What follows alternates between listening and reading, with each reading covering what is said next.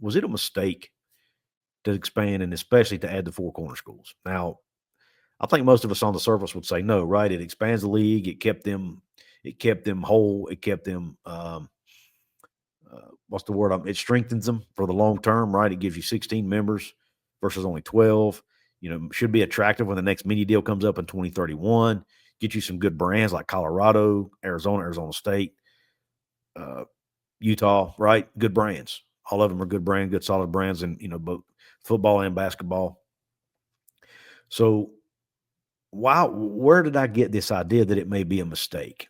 Well, let's talk about that. I'm gonna pull up this article right now from Hawkeye Athletics, or it's actually from the Gazette.com. It's in Iowa, and it talks about the Iowa Board of Regents, who oversees both Iowa State, and Northern Iowa athletics, right, or universities. It says UI Athletics owes 83% on its $50 million. That's Iowa. But anyway, it says Hawkeye Athletics eyes revenue record. Cyclones cite realignment and budget projections. And we're going to focus, obviously, here on Iowa State because that's where it affects the Big 12 in this realignment. So let's go ahead and dig in. It says too many ads here, but I shouldn't complain. I'm going to have ads on my site too when it's ready. But anyway, it says Iowa State University Athletic. We're skipping down to the second paragraph here. Iowa State University Athletics is projecting its fiscal 2025 revenue to reach $114.2 million, above last year's $111.5 million budget, but below its actual 2024 income of nearly $117 million, according to ISU Senior Associate Athletics Director Nick Juice. So they're expecting their revenue to drop in 2025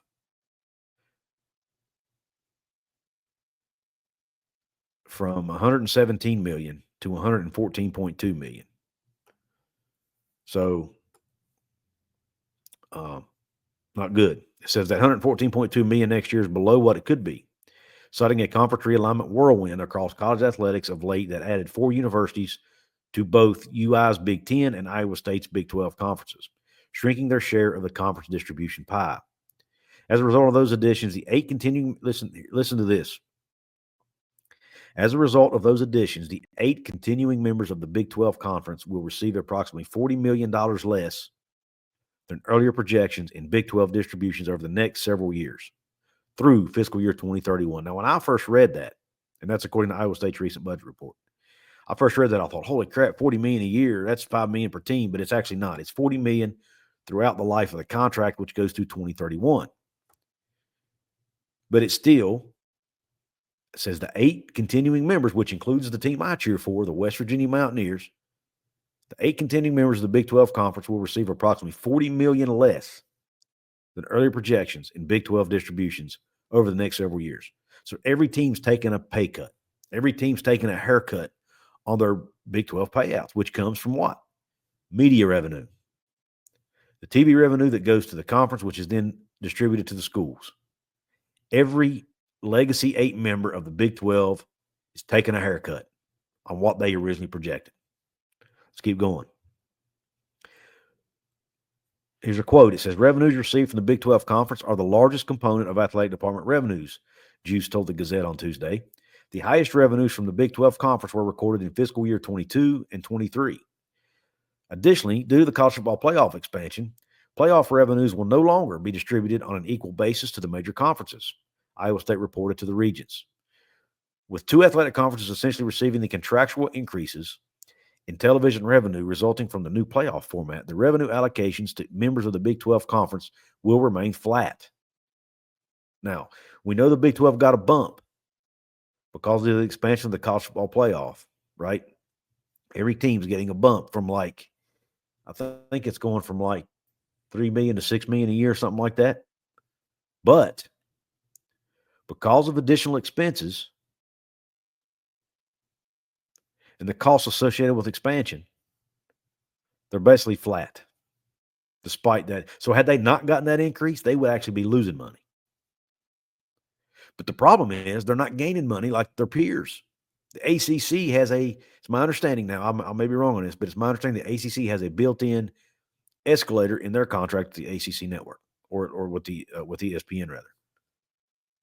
Their revenue from the ACC network is expected to increase next year, maybe even in future years.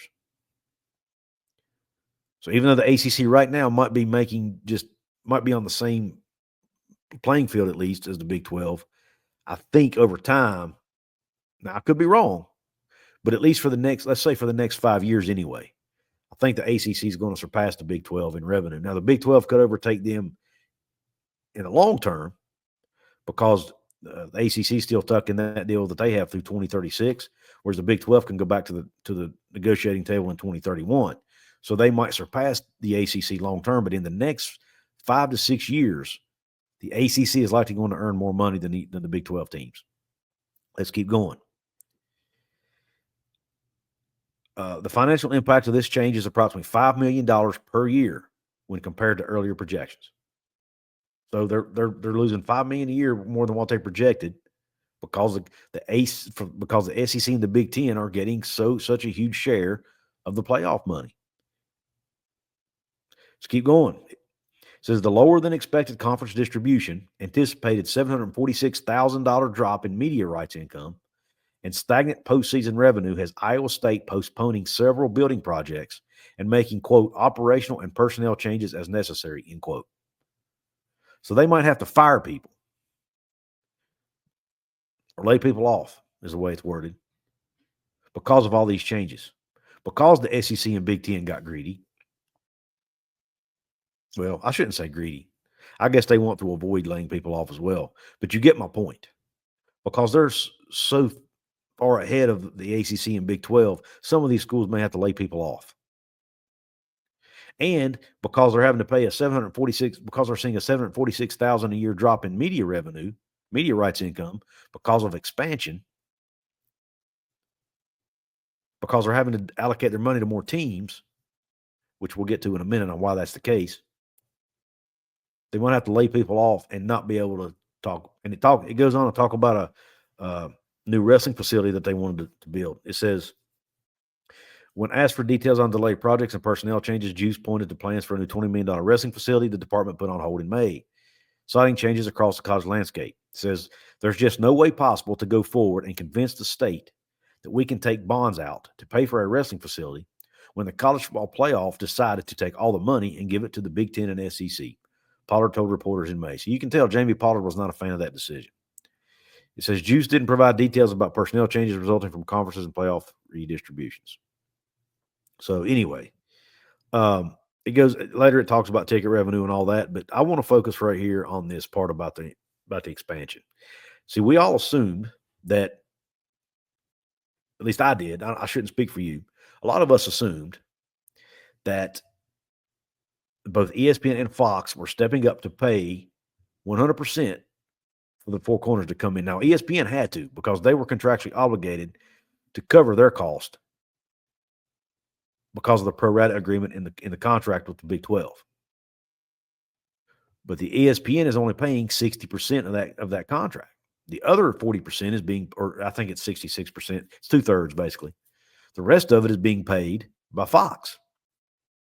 Fox is not contractually obligated to pay a full pro rata, and apparently they did not do that. It appears that Fox did not give a full pro rata share to the Big 12 for adding the Four Corner schools. So that, I think now it's fair to ask that question. Should they have even done the deal? Should they have added the Four Corner schools if Fox wasn't in agreement to pay off full pro rata?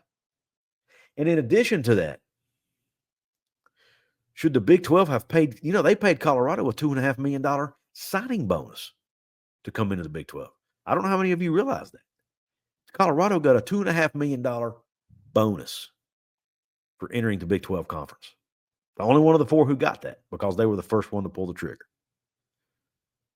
If you're already losing 746,000, this is Iowa State's numbers. It may be, but it should be the same across the board, you'd think, for all Legacy 8 members. If you're already losing $746,000 is a drop in the bucket compared to $31 million, right? But it adds up over time. It's $746,000 a year. It adds up to $5 million over about a 6-year period or 5-year period or whatever. You just do the math. That's For West Virginia, that $5 million is 1 year salary to Rich Rodriguez and Zach Alley. You're paying 1 year salary to those guys.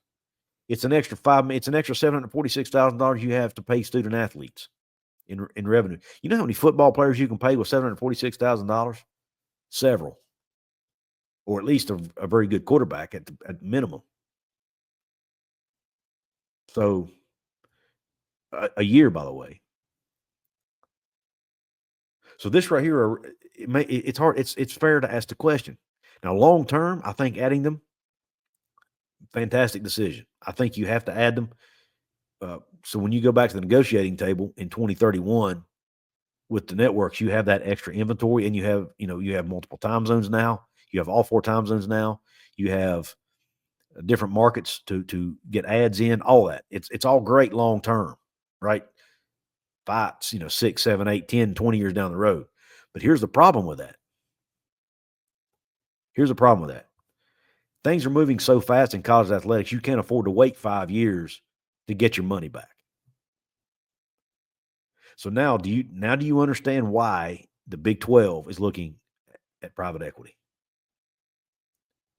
Now do you know why Gordon Gee and others are trying their best to get a Super League going with backing of private equity?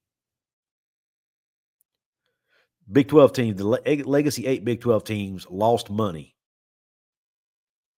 or at least lost money on their future projections, which is what you use to make business decisions with on facility upgrades and hiring decisions and all those types of things. You use future projections. You don't base it on what you're doing today. You have to look ahead. Based on future projections, they're taking a haircut for adding the 4 corner schools. So, do I think adding the 4 corner schools was a bad idea? I'm going back and forth on it, to be honest with you, because I understand the long-term benefit of it. And I understand that at the time when they were sitting down at the table, they probably didn't know about the house settlement. I mean, I'm sure they knew it. They knew it was out there, but they may not have known what it was going to look like and that it was going to happen so soon, would be my guess. Again, I'm speculating here. I've got the tinfoil hat on a little bit. I would assume they wouldn't know that. And they may not have had all the information that we have now before they made the decision. But man, and $746,000, I guess at the end of the day is not a huge amount of money for a university. But man, when you're already behind everybody else, you're basically already in 4th place today in conference payout. Again, you're just, you and the ACC are basically neck and neck. But for all intents and purposes, you're no better than 3rd, and you may be 4th in conference payout. You're trying to compete with these teams for recruits. You're trying to compete with them in wins and losses. I can't help but question whether it was the right move or not. Maybe the conference would have been better off staying at 12 teams. I don't know. You tell me. What do you think in the comments section? And I don't mean this as a shot at my Big 12 brethren in Arizona and Utah and Colorado, and not a shot at all. I just can't help but wonder, if this is making you go backwards from a profitability perspective, from a revenue perspective, I don't understand why you made the move. Again, I know it was a long-term move, but man, you can't bleed money for 5 years waiting on what's going to happen in 10. Not as fast as things are moving right now.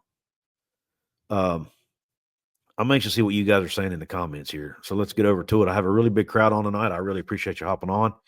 272 total on here right now. Daniel Gig X says, I saw that article, and the 4 corners ads are solid athletic programs.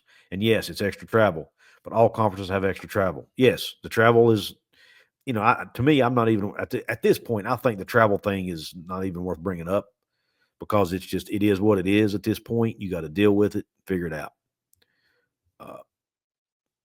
Daniel also goes on to say, I saw what he saw. Sorry. WV Fan 13 says, if Big 12 could add some of the old Big East schools, that would level out the cross-country travel for teams, would bring back some old rivalries. Pirate Mitch, thank you for joining the show, says, man, all the Olympic sports will be gone in 10 years. It will be basketball, baseball, and softball, maybe soccer, and that's it. And that's what we're afraid of, man. Now, football makes money for all the other programs. So that's why it's desperation time for these universities to make as much money as they can, because they're trying to save. It's not just about competing on we talk about competing on a football field because that's what we're all passionate about. But when you're in the minds of these university presidents and these ADs, they're not just thinking about competing on a football. They're actually thinking about not just competing, but fielding teams in some of these other sports. You've got to field a wrestling team. You've got to field a cross country team. You've got to field a track team, a softball team, a baseball team, gymnastics team, whatever sport you name. You've got to have those teams, right? If you're in the Big 12, or at least you want to try to keep them as many as possible. And all of that money comes from football.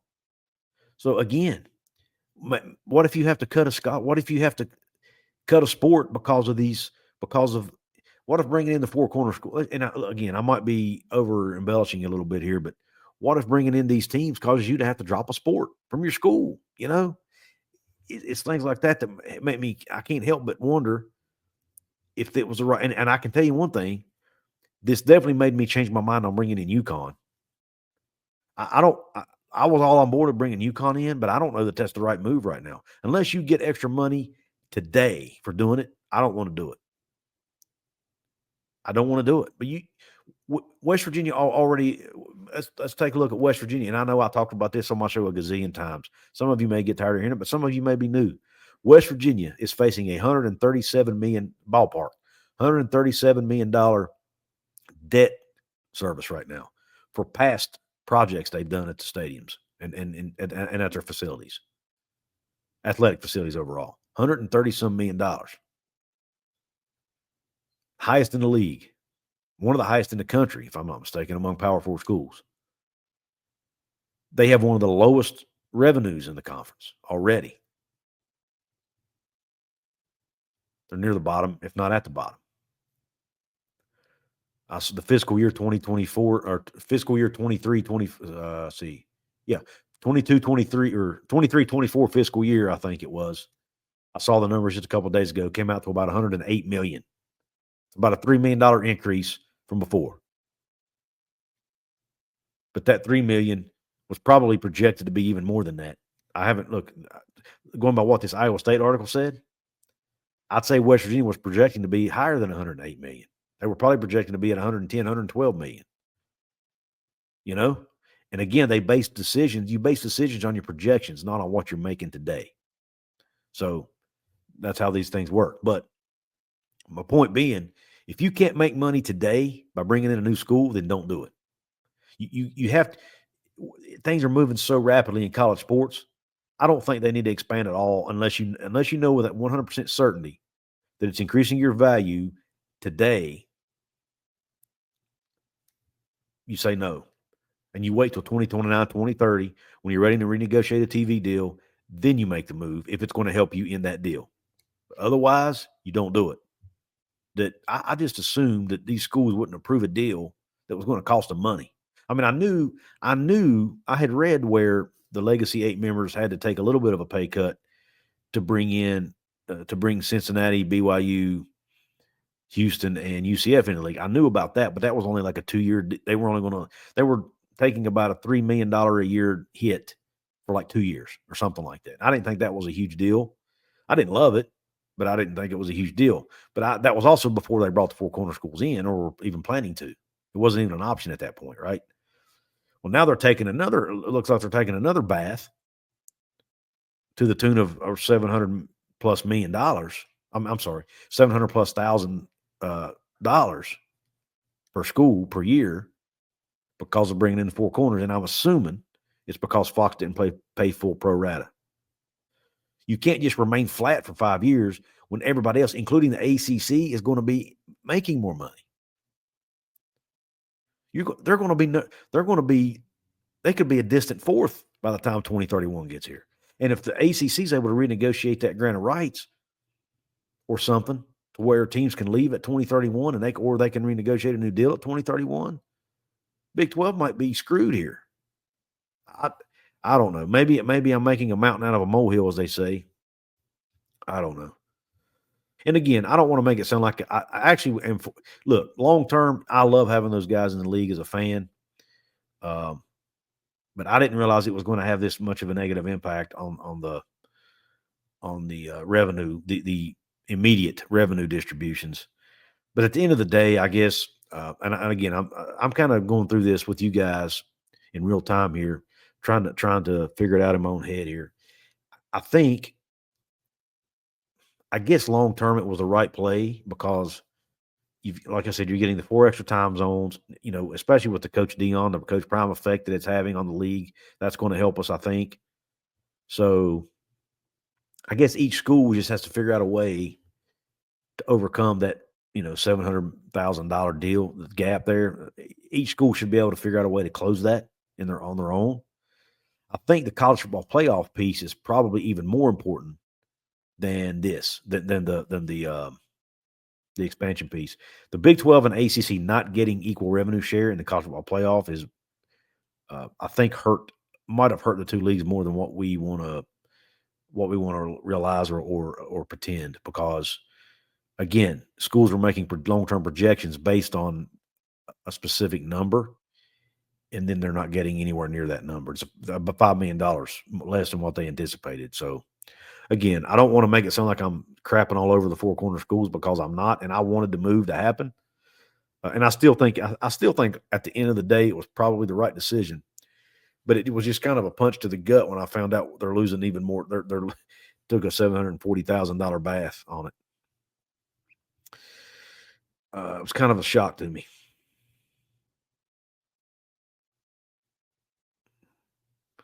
Let me see what other comments we got in the house. DEM Gaming, thank you for joining the show. Says, who knows what the college football landscape even looks like in 2031? We need to plan for today, not 6 years from now. WV Fan 13 says, we are not also not talking about that poor sports performance produces poor attendance, produces poor revenue. Absolutely. Clint Moses said adding G5s were the head scratcher for me while still claiming P5. Clint Moses, that was a desperation move that they had to make to keep the conference alive. They were up on the heels of negotiating a new TV deal, and they had to do something. Had they not added the Four Corner schools, they don't have the TV deal they got today.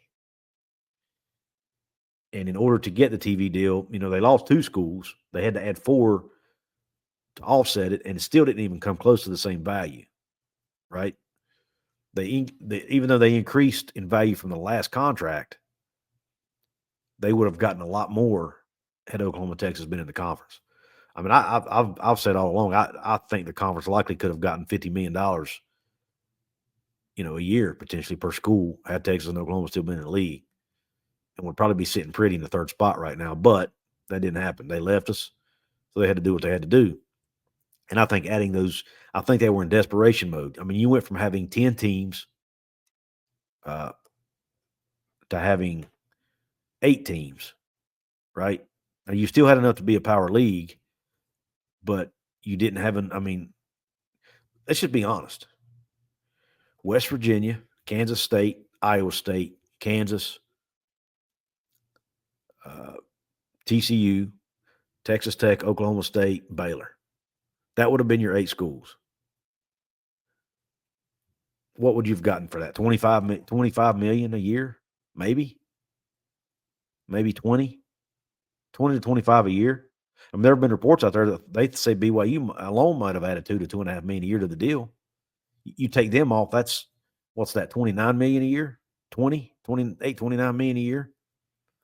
So I mean, you needed a market, you needed inventory, you needed content for the networks. So I think adding them was kind of they did it out of desperation, man. Now, had the Four Corner schools been available then, or had you? I'm sure if Yormark or Bowlesby at the time, had Bowlesby known the Four Corner schools were going to be available, then yeah, you probably don't add you probably don't add the 4 G5s. You may add 2 of them. Maybe you add BYU and Cincinnati or BYU and UCF or whatever. You probably don't add all 4. And then you wait and you go grab the Four Corner schools. That would have been my strategy probably, but Again, they didn't know the Pac-12 was going to collapse, so they had no choice. They had to do something to save the conference. Houston's a great ad in basketball. Every one of those schools brings something to the table. Don't get me wrong. Houston brings great basketball, and their football brand, I think, is on the rise. UCF brings a huge alumni base, huge enrollment. You get you into Florida, uh, quality football brand. Cincinnati, obviously good football brand. Get you into a new market in Ohio. And then BYU obviously brings you a very, very large and passionate fan base. It's a national brand, if maybe even an international brand because of the Church of Latter-day Saints. Again, of the four, we're definitely the most valuable addition, in my opinion. That's been reported. You could argue there's a fair argument to make that BYU may be the biggest brand in the Big 12 right now, right? And I'm saying that as a West Virginia fan. I'm not saying that's the case, but I think it's a fair argument to make. But yeah, they all four bring something to the table. And the four corners, again, they all bring something. Arizona brings a great basketball brand, get you into a new market. Arizona State, obviously, we saw what they did in football. That brings you Phoenix. It brings you a good football brand. They both bring you the Pacific time zone, at least part of the year. Obviously, Colorado, you're getting Coach Prime, plus you're getting a good historic brand who's won a national championship in the last 40 years. Obviously Utah, who's been basically the best team in the Pac-12, was the best team in the Pac-12 or one of the best teams in the Pac-12 for the past 5 years. A very solid brand, with a has made two straight Rose Bowls. They all bring something to the table. It was a shock to my system when I read that article. I ain't gonna lie to you, and it made me second guess the additions. Can't help it. Again, not trying to take shots at anybody, but I'm a fan of one of those 8 teams that are taking a $740,000 haircut here. It's hard to swallow when you're one of the poorest teams already in the Power Four. I'm a fan of one of the poorest teams in the Power Four already, and adding those schools, I don't think helped us at all, just to be frank. So, I think it's fair for me to question it. Don't forget, I am still an affiliate marketer for ONIT Athlete Trading Cards. If you want trading cards of your favorite college football player, college basketball player, look, they have volleyball, they have other sports there as well. Go to the link in the description box. It'll be there here in a little bit for ONIT Athlete Trading Cards. Click the link. If you buy anything while on there after using that link, I'll get a small commission, and your favorite athletes will get NIL money from the deal, and you'll get yourself some really cool trading cards. So in the meantime, I really appreciate you tuning in.